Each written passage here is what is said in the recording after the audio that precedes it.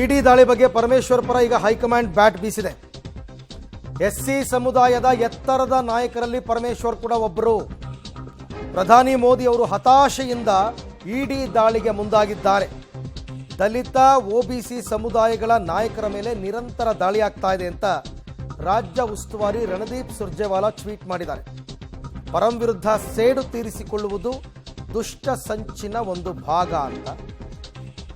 ಅಲ್ಲ, ಈಗ ಅವ್ರ ದಾಳಿ ಅವ್ರು ಮುಂದುವರಿಸಲಿ, ಬಟ್ ಅದಕ್ಕೆ ನೀವು ಜಾತಿ ಸಮುದಾಯಗಳನ್ನ ಯಾಕೆ ಲಿಂಕ್ ಮಾಡ್ತಾರೆ ಅಂತ ಗೊತ್ತಾಗಲ್ಲಪ್ಪ.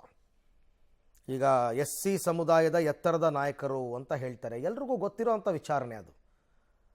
ಬಟ್ ಎಲ್ಲ ಪ್ರಕರಣದಲ್ಲೂ ಸಮುದಾಯಗಳನ್ನು ಜಾತಿಗಳನ್ನು ಎಳ್ಕೊಂಡು ಬರ್ತಕ್ಕಂಥದ್ದು ಸರಿಯಲ್ಲ, ಗೊತ್ತಿಲ್ಲ. ಆಮೇಲೆ ಇಡಿ ಅವರೇ ಸ್ಪಷ್ಟಪಡಿಸ್ಬೇಕು ಇದನ್ನು, ಯಾವ ಹಿನ್ನೆಲೆಯಲ್ಲಿ ಈ ರೇಡ್ ಆಗಿದೆ. ಸುಮ್ಮನೆ ಅವರು ಡೆಲ್ಲಿಯಿಂದ ಬಂದು ಶಿಕ್ಷಣ ಸಂಸ್ಥೆ ಮೇಲೆ ರೇಡ್ ಮಾಡೋದಕ್ಕೆ ಅವ್ರ ಹತ್ರ ಏನು ಮಾಹಿತಿ ಇಲ್ಲದೆ ಸುಮ್ಮನೆ ಮಾಡ್ತಾರ?